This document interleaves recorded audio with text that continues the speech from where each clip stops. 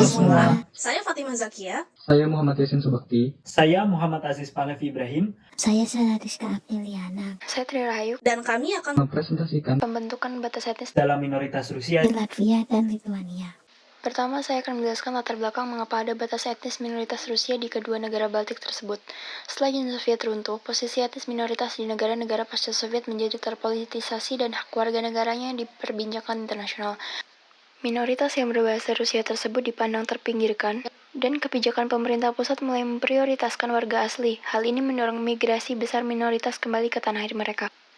Hal ini juga mendorong konflik antara Rusia dan negara Baltik karena Rusia terus mengawasi minoritasnya, dan ketegangan terus berlanjut selama aksesi ke NATO pada 2002, namun kemudian diperhalus dengan masuknya negara Baltik ke Uni Eropa.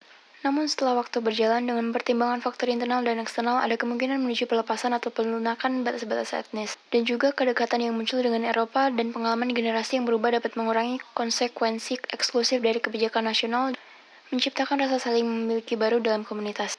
Perspektif atau kerangka teori. Secara umum, artikel ini menggunakan teori Andreas Wimmer mengenai pembentukan batas-batas etnis. Penulis menganggap bahwa teori Wimmer lebih relevan jika diaplikasikan pada kondisi negara-negara ex-Soviet di era kontemporer ini, dibandingkan dengan teori yang sudah lama ada, yaitu teori reifikasi, sehingga diharapkan dapat memberi sebuah perspektif baru. Di dalam teorinya, Andreas Wimmer mengemukakan bahwa ada dua faktor yang mempengaruhi pembentukan batas-batas etnis, yaitu faktor endogen atau faktor dari dalam dan eksogen atau faktor dari luar. Dalam analisis faktor endogen, penulis mengambil banyak analisis dari David Lightin mengenai minoritas Rusia di negara-negara ex-Soviet.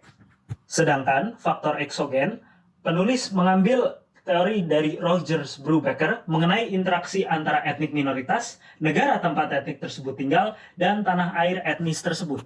Tetapi penulis juga menambahkan satu pelaku eksternal lain, yaitu NATO, karena NATO berperan besar terhadap perkembangan di negara Baltik, khususnya Latvia dan Lithuania pasca Uni Soviet. Metodologi. Penelitian ini terutama didasarkan pada wawancara sejarah hidup dengan anggota dari dua etnis minoritas, Rusia, Lithuania, dan di Latvia, dengan memeriksa 12 wawancara mendalam dari setiap kelompok menggunakan analisis tematik dan melacak perbedaan generasi dalam identifikasi diri dengan stratifikasi responden berdasarkan usia, jenis kelamin, dan tingkat pendidikan. Menurut Popovsky, pada tahun 1996, negara-negara Baltik dipengaruhi oleh batasan etnis, kebanyakan melalui kewarganegaraan dan kebijakan bahasa. Kebijakan ini berbeda-beda di Latvia dan Lithuania.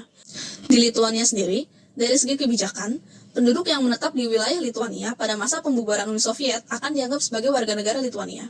Dari segi institusi, dibentuk Komite Kebangsaan untuk mewakili semua minoritas sebagai platform berkomunikasi dengan pemerintah. Para ahli menilai komite ini sebagai mekanisme yang efisien untuk menyelesaikan masalah minoritas. Berikutnya, kegiatan budaya di Kedutaan Besar Rusia di Lithuania banyak didanai oleh pemerintah Lithuania. Kegiatan ini meliputi seperti televisi dan teater. Dari segi linguistik, banyak penutur bahasa Rusia di Lithuania mempelajari bahasa Lithuania. Minoritas penutur bahasa Rusia di Lithuania lebih terintegrasi, lebih berpendidikan, dan pengecualiannya dari kewarganegaraan juga lebih kecil. Sehingga, para minoritas penutur bahasa Rusia di Lithuania lebih sejahtera dibandingkan di Latvia.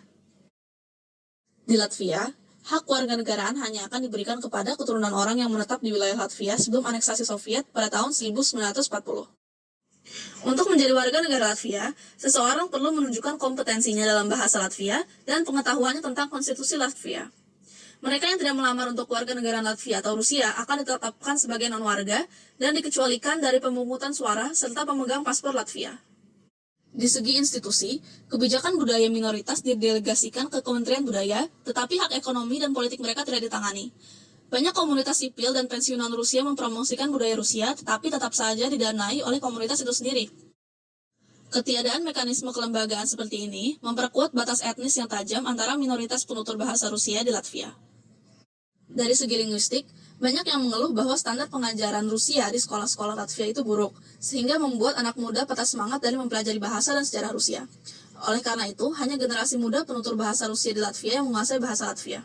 Minoritas penutur bahasa Rusia terkonsentrasi di beberapa wilayah tertentu dan mempertahankan kekhasan linguistik dengan membentuk komunitas kelas pekerja yang besar.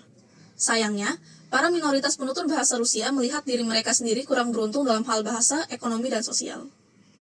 Saya Muhammad Yasin Subekti. Berikutnya adalah batasan-batasan endogen. Ambivalensi identifikasi etnis antara komunitas dan ambivalensi hubungan dengan Rusia. Komunitas-komunitas minor etnis Rusia di Latvia dan Lithuania mengidentifikasi diri mereka bukan sebagai orang Rusia, melainkan sebagai bagian dari lingkungan orang yang berbahasa Rusia. Minoritas di kedua belah negara pun lebih memilih untuk diidentifikasi sebagai penduduk Latvia maupun Lithuania dibanding sebagai penduduk Rusia perantau atau penduduk Rusia yang sedang berada di luar negeri. Untuk menghindari identifikasi etnis, minoritas di Latvia dan Lithuania menekankan bahwa terdapat perbedaan antara orang Rusia di Baltik dengan orang dari Rusia asli, seperti misal penduduk etnis Rusia yang telah lahir dan hidup di Latvia sehingga mereka tidak merasa terkoneksi dengan Rusia. Hal ini memberikan jarak antara mereka dengan Rusia. Berikutnya adalah peran organisasi masyarakat dan media sebagai pembentuk identitas minoritas Rusia di Baltik. Minoritas Rusia di Lithuania telah mengembangkan lebih dari 60 organisasi masyarakat, seperti salah satunya yaitu Pusat Kebudayaan Rusia yang telah dibentuk sejak 1988. Terdapat 3 koran mingguan Rusia yang terbit dan beberapa portal website Rusia yang tersedia bagi minoritas Rusia di Baltik. Meskipun kualitas dari media tersebut terendah, tersedia juga program televisi serta channel radio bagi mereka. Sayangnya, rasa kebersamaan atas etnis asli mereka tidak muncul dari dalam diri mereka sendiri, melainkan hanya melalui organisasi masyarakat dan media. Di Latvia, organisasi masyarakat minoritas kurang terintegrasi ke dalam masyarakat, yang lagi membuat batas antar kelompok semakin menonjol. Selanjutnya saya akan membahas pengaburan batas etnis, generasi, dan pengalaman Eropa. Perbedaan pandang generasi di antara minoritas Rusia di Latvia dan Lithuania terdapat dalam hal kompetensi bahasa nasional, pengalaman hidup dan pandangan dunia, serta integrasi ke dalam masyarakat Eropa. Yang pertama yaitu kompetensi bahasa nasional. Generasi tua cenderung kurang fasih, bahkan kurang mampu dan kurang ingin menggunakan bahasa nasional. Sedangkan generasi muda tidak menunjukkan hambatan bahasa. Hal ini untuk menunjang kesuksesan dan kemajuan profesional mereka. Yang kedua yaitu pengalaman hidup dan pandangan dunia.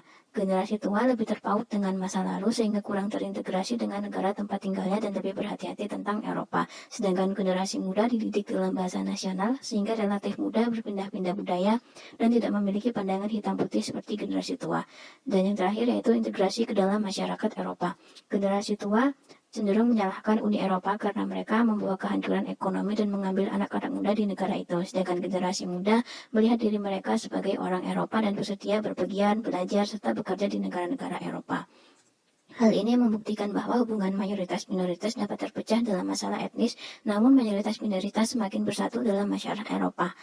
Generasi muda menunjukkan identitas yang semakin cair dan kosmopolitan. Identitas etnis menjadi lebih lemah dan identifikasi mereka dengan negara bangsa mendapat makna baru karena keanggotaan negara di Uni Eropa dan peluang baru yang dihadirkannya.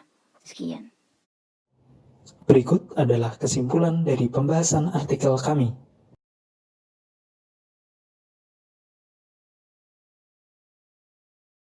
Sekian presentasi dari kelompok kami, mohon maaf bila ada kesalahan. Terima kasih sudah menyimak.